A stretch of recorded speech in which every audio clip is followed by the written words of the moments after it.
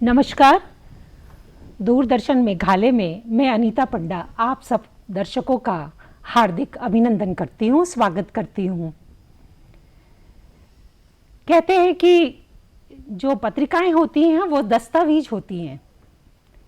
इतिहास हो, साहित्य हो या किसी की भी साक्षी, वो पत्रिकाएं ही होती हैं।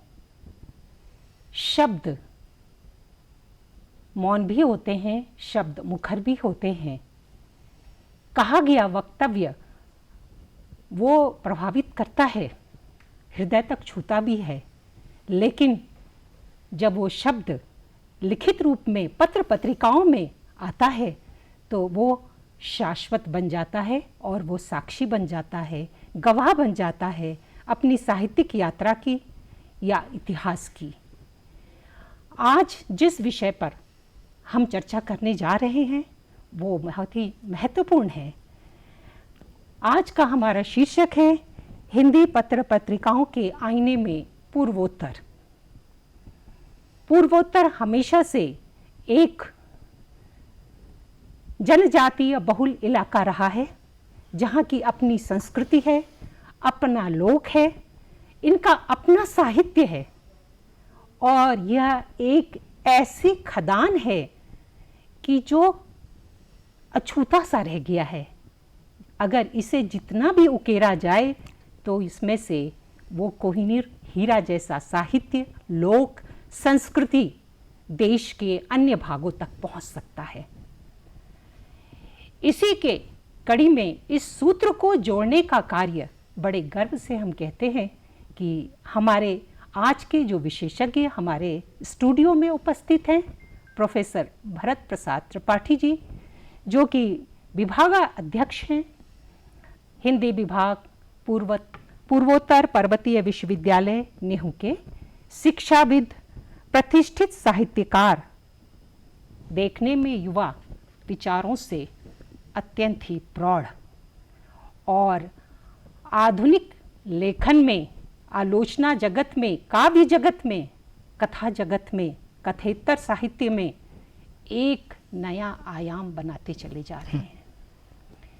और साथ में इनकी छत्रछाया में एक नई दिशा मिल रही है पूर्वोत्तर के मेघालय राज्य, शिलांग में ही नहीं बल्कि समस्त पूर्वोत्तर राज्य में। सर, आपका बहुत बहुत अभिनंदन है और हमें खुशी है कि विशेषज्ञ के रूप में हम आपको पा करके यहाँ पर हम बहुत सारी ऐसी चर्चा करेंगे जिससे कि हमारे जो देश के अन्य क्षेत्र में जहाँ पर हिंदी पत्र पत्रिकाएं छपती हैं, प्रकाशित होती हैं, वहाँ पर पूर्वोत्तर के साहित्य, लोक और अन्य विषयों को लेकर के क्या समन्वय है, कितनी जानकारी है, क्योंकि आप कई सारे पत्र पत्रिकाओं में अतिथि संपादक के रूप में भी कार्य कर चुके हैं, आपका अपना अनुभव है और फिलहाल आप एक पत्रिका भी निकालने जा रहे हैं और उसके लिए अग्रिम शुभकामनाएं मैं देती हूं आप लोग को। कहते हैं कि इन्होंने 13 पुस्तकें प्रकाशित की हैं, लेकिन आगे कितनी प्रकाशित करेंगे और साहित्य जगत को कितने लाभान्वित करेंगे ये वो वही जाने और हमारी समस्त शुभकामनाएं उनके साथ हैं कि इसी तरह से वो कार्यरत रहें और दिशा निर्देशन करते रहें। और आइए अब हम अपने प्रश्नों का सिलसिला शुरू करते हैं। हाथ कंगन को आरसी क्या कहते हैं कि आपके आगे आपकी बात करना जैसे एक क्या कहूँ कि बड़ी रोशनी में दिया जलाना है। तो सर्वप्रथम जो है हम पत्र पत्रिकाओं की भूमिका से हम बात आरंभ करते हैं कि इसकी क्या अहम भूमिका है, क्योंकि एक दस्तावेज तो है ही है, ये तो इससे आप सहमत होंगे। जी, पहले तो शिलांग दूरदर्शन केंद्र को जी अपनी ओर से मैं आभार देता हूं और धन्यवाद भी देता हूं कि शिलांग दूरदर्शन केंद्र के प्रति भूमिका लगातार मुझे मिलती रही है और जब जब मौका मिला है तो मेरे लिए यहाँ आना सचमुच में एक विशेष दिन की तरह होता है। जी, खुशी होती है कि यहाँ आकर के किसी एक विषय पर अपनी बात रख रहे हैं, अपने विचार रख रहे हैं और किसी भी रूप में अपनी भूमिका बन सकती हो, सार्वजनिक तौर पर बन सकती हो या श्रोताओं के लिए या साहित्य प्रेमियों के लिए, जी, तो ये अपने आप में बड़ी खुशी की बात है। जी। आज का जो विषय रखा गया है हिंदी पत्र पत्रिकाओं के आईने में पूर्वोत्तर। जी हाँ। दरअसल ये विषय सही अर्थों में बहुत जरूरी है, बल्कि इस पर खूब संवाद होना चाहिए। इसके दो पक्ष हैं। पहले तो ये मैं स्पष्ट करूं, इसके दो पक्ष हैं। एक पक्ष वो है कि कई दशकों से, अधिक तो नहीं लेकिन आज़ादी के बाद कह सकते हैं, आज़ादी के बाद हिंदी की जो प्रमुख पत्र पत्रिकाएं हैं उन्होंने धीरे धीरे धीरे पूर्वोत्तर की ओर ध्यान दिया। जी। हालांकि पूर्वोत्तर न केवल हमारे भारत के भूगोल में बिल्कुल सीमांत क्षेत्र है 8 राज्यों का, बल्कि लोगों की नजरों में भी वो सीमांत हो जाता है। ये हकीकत है ये। लेकिन खास तौर पर साहित्य अकादमी, भारत सरकार की साहित्य अकादमी संस्था ने समकालीन भारतीय साहित्य पत्रिका जो आरंभ की, जी, उसके माध्यम से पूरे भारत के विभिन्न प्रांतों के विभिन्न भाषाओं के रचनाकारों को उस पत्रिका ने हिंदी में प्रकाशित करना आरंभ कर दिया।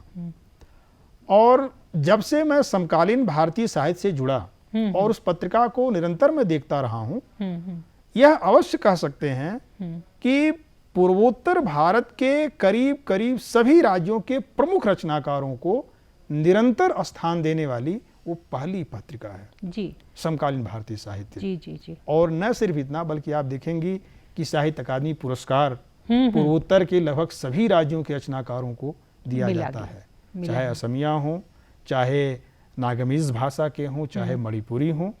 तो हमारे मेघालय के भी जो है विक्रमवीर थापा जी को, वो पहले साहित्य अकादमी नेपाली के हैं। विक्रमवीर थापा, बिल्कुल सुखद स्थिति है। जी। तो ये तो है। इसके अलावा रमणिका गुप्ता जी अभी हमारे बीच में नहीं हैं, लेकिन उन्होंने व्यक्तिगत प्रयत्न से युद्धरत आम आदमी पत्रिका निकाली। जी, ये है इनकी दो पत्रिका, 2 कॉपियां हैं मेरे पास, युद्धरत आम आदमी। इस पत्रिका के साथ मेरी स्मृति जुड़ी हुई है। जी। पहली बार किसी भी साहित्यिक पत्रिका में अगर मैं प्रकाशित हुआ तो युद्धरत आम आदमी है, किसी भी साहित्य पत्रिका में। सर, ये स्थिति मेरे साथ भी है कि पहली बार अगर मैं लिखा मैंने अपने मेघालय की जनजातियों के बारे में, तो ये रमणिका गुप्ता ही थी। हाँ, तो उनकी विशेष रुचि थी पूर्वोत्तर में। इवन इसके अलावा जो है सर, वो आपके दुनिया इन दिनों, युद्धरत आम आदमी, समकालीन भारतीय साहित्य। एक समय में रवि जी उलूपी पत्रिका निकालते थे, लेकिन अब तो बंद हो गई है। कुछ प्रयास ओम प्रकाश पांडे जी ने किया, जो कि सिलीगुड़ी में रहते हैं। उनकी भी एक पत्रिका, वो थोड़ा सा साप्ताहिक अखबार की तरह निकलती थी, वो भी पूर्वोत्तर पर केंद्रित थी। परिदृश्य हाँ, अब उसका शीर्षक मैं ठीक से याद नहीं कर पा रहा हूँ, लेकिन वो पत्रिका कुछ वर्षों तक निरंतर उत्तर के साहित्य को लगातार अपने पृष्ठों पर प्रकाशित करती रही है। वो पुस्तक एक निकाल रहे हैं अभी। हाँ, पुस्तक भी निकाल रहे हैं। उन्होंने संपादन कार्य लिया है और तमाम सारे रचनाकारों को। इस समय जो पत्रिका निकल रही है, यहाँ मेरे सामने है चाणक्य वार्ता।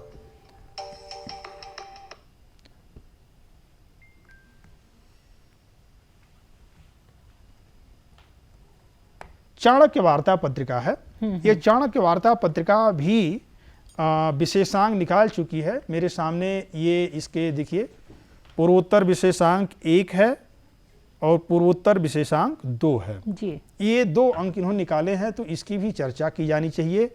और केंद्रीय हिंदी संस्थान की पत्रिका समन्वय पूर्वोत्तर, हालांकि समन्वय पूर्वोत्तर लगातार लड़खड़ा रही है, निकलती है, फिर रुक जाती है, फिर निकलती है, लेकिन जैसे भी है तो एक अकाल बेला में समन्वय पूर्वोत्तर की अपनी भूमिका तो है। सर, काफ़ी महत्वपूर्ण ये जो है, इसमें कुछ आलेख होते हैं समन्वय पूर्वोत्तर में, क्योंकि कुछ अनुवाद हैं, कुछ साहित्य हैं। जैसे कि मैं शोध कार्य से जुड़ी हुई हूँ, तो मैंने देखा है कि कुछ विषय वस्तु और कुछ उपयोगी वस्तु जो इन समन्वय पूर्वोत्तर की पत्रिका में है। जैसे आप कह रहे हैं कि लड़खड़ाते हुए भी आगे बढ़ रहे हैं, बढ़ तो रहे हैं। हाँ, उसकी प्रकृति मैंने देखी है समन्वय पूर्वोत्तर की जी। एक तो समन्वय पूर्वोत्तर स्थानीयता के बहुत अधिक दबाव में है। हाँ। बहुत दबाव में है। किसी भी पत्रिका को स्थानीयता के बहुत दबाव में नहीं होना चाहिए। बहुत बहुत सही बात कही आपने। दूसरी चीज ये है जो अच्छी बात है बहुत कि अच्छी। समन्वय पूर्वोत्तर में शोधार्थियों को विशेष स्थान मिलता है। वे शोधार्थी जो पूर्वोत्तर के राज्यों के हैं और जो पूर्वोत्तर के जो विद्यार्थी हैं वो यहाँ की मातृभाषा जानते हैं, यहाँ के साहित्य से परिचित हैं और वहाँ के अपने मातृभाषा के साहित्य को हिंदी में ट्रांसलेट करके वो इन पत्रिकाओं में देते हैं, चाहे वो क्रिएटिव राइटिंग हो या फिर आलोचना हो, लेख हो, अनुवाद हो। जी, तो इससे पत्रिका काफी समृद्ध होती है। जी जी। तो शोधार्थियों की बहुत अच्छी उपयोगी है, बहुत उसके अच्छी भूमिका है। जी जी। हाँ। और ये केंद्रीय हिंदी निदेशालय के से भाषा जो पत्रिका निकलती है, हाँ। तो वो भाषा पत्रिका में भी विशेषांक पूर्वोत्तर साहित्यमाला ये सब प्रकाशित हुई है। बिल्कुल, वो बिल्कुल। लोग करते हैं साल में हाँ, एक बार। हाँ। पूर्वोत्तर वो के केंद्रीय हिंदी निदेशालय की पत्रिका भाषा, दरअसल उसकी भी नीति में अब शायद पूर्वोत्तर शामिल हो गया है, ऐसा लगता है। सर वो 6-7 साल पहले तक तो निकलती थी। हाँ। हाँ। हाँ। पूर्वोत्तर के कुछ पूरी जो माला थी, साहित्य माला, वो पूर्वोत्तर ही विशेषांक निकालते थे। अब जैसे आपने चर्चा की, चूंकि बातचीत के क्रम में मैं बताना चाहता हूँ जी कि हमने अभी पिछले ही महीने अपनी ऑनलाइन पत्रिका आरंभ की है, जो कि पूर्वोत्तर पर पूरी तरह से केंद्रित तो नहीं है, लेकिन पूर्वोत्तर के 8 राज्यों के जनजातीय साहित्य, उनकी जनजातीय भाषाओं, उनकी संस्कृति, उनकी समाज को समर्पित पत्रिका है। और न सिर्फ पूर्वोत्तर के बल्कि पूरे भारत के जितने भी जनजातीय समाज होंगे और उनकी भाषाएं होंगी, उनकी क्रिएटिव राइटिंग होगी वर्षों की, दशकों की, और उसमें जितने भी रचनाकार होंगे, हमारा पूरा प्रयास, पूरी कोशिश होगी कि हम उन सारे रचनाकारों को, भारत के उन जनजातीय भाषाओं के साहित्य को अपने उस ऑनलाइन पत्रिका में प्रकाशित करें। प्रवेशांक का कुछ भाग मैंने देखा, तो उसकी एक विशेष बात थी उसमें जो मुझे बहुत अच्छी लगी कि ये एक तरफा नहीं है। आपकी पत्रिका जो है एक सेतु का काम कर रही है, यानी देश के अन्य क्षेत्रों के जो लेखक हैं या साहित्यकार हैं वो उससे जुड़ रहे हैं और यहाँ के पूर्वोत्तर के वहाँ से जुड़ रहे हैं। तो ये बीच में एक समन्वय और संवाद सा है, लिखित संवाद है कि एक दूसरे को जानने का मौका है। हाँ, पूर्वांगन ई पत्रिका उसका नाम है जी। उसको ऑनलाइन हमने रखा है, लेकिन उम्मीद है कि वो भविष्य में बिल्कुल नियमित रूप से प्रिंट के रूप में भी प्रकाशित होगी। तो यही बात मैं आपसे अभी कहने जा रही थी कि आपने बहुत सुंदर सफ़र क्या बातचीत का शुरू कर दिया है और हम लगभग उसी क्रम में चलते चले जा रहे हैं कि जनजातीय बहुल पूर्वोत्तर जो है उसके साहित्य, संस्कृति एवं लोक आदि का देश के अन्य भागों के बीच जो है जो समन्वय है और पत्रिकाओं में, महत्वपूर्ण पत्रिकाओं में उसकी भूमिका क्या है और आवश्यकता क्यों है, क्योंकि आपकी जो पूर्वांगन पत्रिका ऑनलाइन है वो शुरुआत कर चुकी है, तो आप इसको विस्तार पूर्वक थोड़ा बता सकते हैं। बिल्कुल जी। इसमें मुझे शुरू से ही लगा, जब से मैं पूर्वोत्तर में आया, मेघालय में आया, शुरू से मुझे लगा कि यह एक खदान की तरह यहाँ का साहित्य, जैसा कि आपने शुरू में उल्लेख किया, वाकई एक खदान है जी। और खदान का पता नहीं चलता है। हालांकि खदान में जितना कोयला होता है उसमें कितनी ऊर्जा होती है इसका अंदाजा बाहर के लोगों को कभी नहीं लगता है। जी हाँ, बिल्कुल सही। तो इस साहित्य के खदानों में कितनी ऊर्जा छिपी हुई है इसका पता लगाना हमारे और आपकी बस के नहीं है। जी हाँ। लेकिन हम एहसास कर सकते हैं। तो उस खदान की ऊर्जा को, उस खदान के कह सकते हैं कि कीमत को, उसके महत्व को बाहर लाने के लिए खोदने का काम तो करना पड़ेगा, मजदूरी का काम करना पड़ेगा। तो उसका माध्यम हमने पत्रिका को चुना है और इसके माध्यम से, जैसा कि तमाम सारे जो पूर्वोत्तर के साहित्य के विद्वान हैं ये मानते हैं कि लगभग 220 जनजातीय भाषाएं लगभग यहाँ पर हैं। जनजातीय समुदाय उससे अधिक हैं। जी जी। लेकिन जनजातीय भाषाएं लगभग 220 हैं। बोलियां हैं सब। बोलियां हैं जी। तो अच्छा, एक समस्या है कि उनकी अपनी लिपियां भी नहीं है। जी हाँ। उनकी अधिकांश की लिपियां रोमन लिपियां हैं। तो एक कह सकते हैं कि असंगठित विकास हो रहा है। असंगठित विकास हो तो रहा है, लेकिन उसकी कोई व्यवस्था, उसका कोई नियमन नहीं है संयोग से। तो जितनी पत्र पत्रिकाएं निकले पूर्वोत्तर के समाज, यहाँ की संस्कृति, भाषा, जनजाति समाज को समग्रतः बाहर लाने के लिए उतना कम होगा। तो इसलिए मैंने पूर्वांगन ई पत्रिका आरंभ की है और उस दिशा में हम आगे बढ़ रहे हैं। अनुवाद एक ऐसा माध्यम है जो कहीं न कहीं एक बड़ी भूमिका निभाता है, बहुत बड़ी भूमिका निभाता है, बहुत बड़ी भूमिका निभाता है। रमणिका गुप्ता की पत्रिका ने अनुवाद के माध्यम से 2 विशेषांक निकाले पूर्वोत्तर पर और बृहद विशेषांक निकाले हैं। इस तरह देखा जाए तो रमणिका गुप्ता की पत्रिका समकालीन, जैसा कि यहाँ मैं ले आया हूँ समकालीन भारतीय साहित्य के पूर्वोत्तर विशेषांक को। अब यहाँ से मैंने इसको कवर कर दिया है, इसको दिखाई नहीं पड़ रहा है, लेकिन इसमें दिखा दीजिए सर। ये है, हाँ, ये इसको आप देख सकते हैं। पूर्वोत्तर केंद्रित ये विशेषांक है समकालीन भारतीय साहित्य का। इसकी भूमिका को अगर कोई पढ़ेगा, केवल भूमिका को, तो उससे अंदाजा लग जाएगा कि कितनी गंभीरता और जिम्मेदारी के साथ इस पत्रिका ने पूर्वोत्तर को स्थान दिया है। बहुत संग्रहणीय और उम्दा विशेषांक। जी जी। और दूसरी जो है, एक प्रश्न है, हाँ, जैसे आपने कहा से 2 भाग है।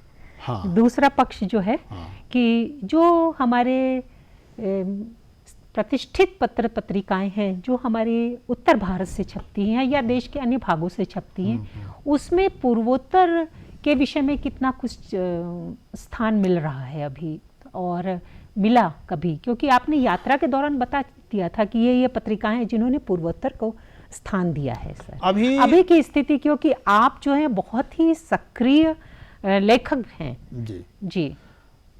हमने स्वयं यह महसूस किया कि पूर्वोत्तर के प्रति जो अपना योगदान होना चाहिए, या पूर्वोत्तर में जितना कुछ है, जितनी सृजनशीलता है, उसको सामने लाने के लिए जो एकनिष्ठ और समर्पित कोशिश होनी चाहिए, उसमें कुछ कमी रह जा रही है। ये बराबर महसूस होता है। ये सत्य है सर। तो उसके लिए एक और हमने प्रयास किया कि एक पत्रिका निकलती है सृजन सरोकार। सृजन सरोकार, आलोक रंजन उसके संपादक हैं, गोपाल रंजन संपादक हैं और बड़े पारखी संपादक हैं। तो उन्होंने एक जिम्मेदारी दी है कि भविष्य में हम सृजन सरोकार का पूर्वोत्तर केंद्रित विशेषांक निकालें। और जो हमारे 8 राज्य हैं, जाहिर सी बात है यहाँ की भाषा, साहित्य, संस्कृति, समाज, उन सब को लेकर के एक विशेषांक की योजना है। इसी तरीके से देखेंगे कि पंकज विष्ट की पत्रिका है समयांतर। कभी कभी समयांतर में भी पूर्वोत्तर केंद्रित लेख निकलते हैं। अच्छा। हाँ, वैचारिक लेख। जी जी। सृजनशीलता तो नहीं उतनी आ पाती है, लेकिन वैचारिक लेख उसमें प्रकाशित होते हैं। सुधीर सक्सेना, वो जो है दुनिया इन दिनों, उन्होंने भी बीच बीच में पूर्वोत्तर पर ध्यान दिया है और पूर्वोत्तर के रचनाकारों को उन्होंने अपनी पत्रिका में स्थान दिया है। दिनकर कुमार जी तो निरंतर उस पत्रिका में आते हैं और भी पूर्वोत्तर के रचनाकार आते हैं। तो इस तरीके से प्रयास अलग अलग पत्रिकाएं अपने तरीके से कर रही हैं। ये शुभ संकेत है। शुभ संकेत है, लेकिन जैसा आपने कहा कि एक ठोस प्रयास जो है कहीं पर क्या बोले, लुप्त सा है।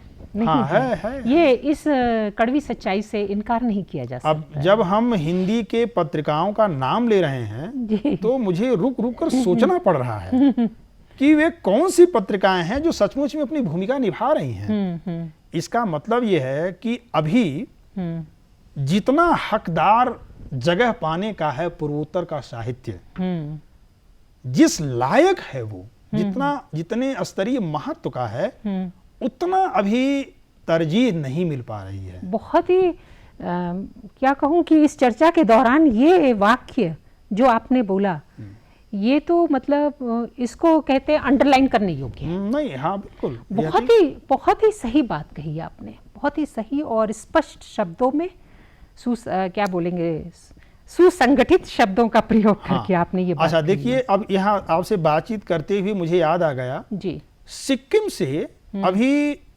सिक्किम यूनिवर्सिटी के युवा कवि प्रदीप त्रिपाठी ने जी कंचनजंघा पत्रिका की शुरुआत की है। पूर्वोत्तर से राष्ट्रीय स्तर पर पहचान बनाने वाली पहली ऑनलाइन पत्रिका है वो। जी हाँ, बहुत ही अच्छी पत्रिका, बहुत अच्छी कंचनजंघा पत्रिका। जी जी। और इस तरह से अगर पूर्वांगन ई पत्रिका उस क्रम में अगर रख दी जाए, कंचनजंघा ई पत्रिका, लेकिन ये काफी नहीं है। जो यहाँ के हिंदी भाषी लोग हैं या हिंदी के जो अपने आप को रचनाकार मानते हैं, उनके ऊपर कहीं न कहीं एक अतिरिक्त और नैतिक जिम्मेदारी बनती है कि चाहे वो प्रिंट रूप में और चाहे वो ऑनलाइन, लेकिन वो यहाँ से पत्रिका की शुरुआत करें। जी, बहुत अच्छी बात कही। और साथ में जो है, जो यहाँ के पूर्वोत्तर के जो स्थानीय लोग हैं और जो हिंदी पठन पाठन और पढ़ रहे हैं, अध्ययन कर रहे हैं, और उनको भी इसमें जो है मुख्य भूमिका निभाने के लिए प्रेरित करना पड़ेगा, तभी जाकर के वो सार्थक होगा। नहीं, उसका एक रास्ता है, व्यवहारिक तरीका उसका होना चाहिए। अगर हम कल्पना करते हैं कि वो हमसे जुड़ें और फिर उसके बाद उनके रचनाशीलता को, उनके साहित्य को हम सामने ले आएं, तो यह केवल आदर्श की बात होगी। व्यवहारिक जमीन उसकी ये है कि यहाँ के स्थानीय भाषाओं को यथासंभव जितना सीख पाएं, वो कहीं न कहीं सीखना बेहद जरूरी है। जी हाँ, जहाँ आप रहते हैं वहाँ की भाषा को समझना, उनको पढ़ना आवश्यक है। जैसे हमारे अभी जो नए वाइस चांसलर हैं, कुलपति महोदय, उन्होंने लगातार इस बात पर जोर दिया है कि यहाँ पर कार्य करने के लिए अगर आप सार्थक कार्य करना चाहते हैं तो हिंदी, अंग्रेजी और खासी, इन 3 भाषाओं पर कम से कम आपका अगर अधिकार पूरी तरह से न हो तो कम से कम एक बेसिक नॉलेज तो जरूर हो आपका। बिल्कुल सही कहा। हाँ। बिल्कुल सही कहा। अब इतनी सारी चर्चाएं, क्योंकि आप तो ज्ञान के भंडार हैं और लगातार पत्र पत्रिकाओं से जुड़े हुए हैं, और रचना धर्मिता की बात मैं क्या करूं, और ये इस पे ही चलता ही चला जाएगा ये सिलसिला। लेकिन यहाँ पर मैं थोड़ा सा रोकना चाहूँगी, और मैं चाहूँगी कि आप अपने अनुभव और अपना वो साझा कीजिए कि जब आप अतिथि संपादक के रूप में पत्रिकाओं में आपको आमंत्रण मिला और आपने किस प्रकार से उसका संयोजन किया, कौन सी चुनौतियाँ थीं और आपके अनुभव क्या थे? 2013 में पहली बार किसी पत्रिका के संपादन का दायित्व मुझे मिला। वो पत्रिका है जनपथ पत्रिका, जो कि आरा से निकलती है। अनंत कुमार सिंह उसके संपादक हैं, उन्होंने दायित्व दिया। वह विशेषांक युवा कविता विशेषांक था, जिसका शीर्षक हमने दिया था सदी के शब्द प्रमाण। वह 2 खंडों में प्रकाशित हुई, और उसके पीछे हमारी अपनी एक सोच ये थी कि समकालीन हिंदी कविता, जो कि उस समय, जिस समय हमने संपादन किया, 13 वर्षों की समकालीन हिंदी, नई सदी की समकालीन हिंदी कविता, तो पीढ़ी का निर्माण हो रहा था। एक प्रकार से जो 20वीं सदी के समकालीन कविता की पीढ़ी थी, वो पृष्ठभूमि में जा चुकी थी, और 2000 के लगभग एक ऐसी पीढ़ी सामने आती है जो अपना एक नया रंग, अपनी एक नई पहचान और नया तेवर, नए प्रश्न लेकर के साहित्य जगत में खड़ी होती है। जी जी। तो उनको एक मंच पर एक विशेषांक के रूप में लाने का हमारा एक प्रयास था, और मुझे संतोष है कि उस प्रयास में यथासंभव मैं सफल भी हुआ हूँ। और काफ़ी महत्वपूर्ण रचनाकार जो उसमें हिंदी जगत में काफ़ी अच्छे जाने पहचाने नाम थे, उन्होंने भी अपना रचना। समस्या सिर्फ एक है, वो ये कि आज के समकालीन कवियों और रचनाकारों में आत्म प्रकाशन की प्रवृत्ति बहुत ज्यादा है। बिल्कुल आपसे सहमत हूँ, मैं सहमत हूँ। क्रिएटिविटी की गंभीरता के प्रति उतने अधिक संजीदा नहीं है। रचनाशीलता की गंभीरता के प्रति उतने दायित्वशील, उतना गंभीर नहीं है। भाव गांधीर्य, हाँ। संवेदनात्मक रूप में जो गंभीरता होनी चाहिए उतनी नहीं है। और कह सकते हैं कि जैसे टूटे फूटी सीपियां होती हैं, किनारे पर होती हैं, तो मौके की तलाश नहीं है। वह जो आत्म प्रकाशन जी जी की प्रकृति, आत्म प्रकाशन की कमजोरी जो उनके ऊपर बहुत हावी हो रही है, जिसकी वजह से पूरे दौर की या 21वीं सदी की जो नई पीढ़ी है वो कहीं न कहीं क्लासिकी ने निकाल पाने के संकट से जूझ रही है। बहुत सही कहा आपने। वो क्लासिकी नहीं आ पाएगी। आत्म प्रकाशन का मोह जब तक कम नहीं होगा, सृजन में क्लासिकी संभव नहीं हो पाएगी। तो ये है।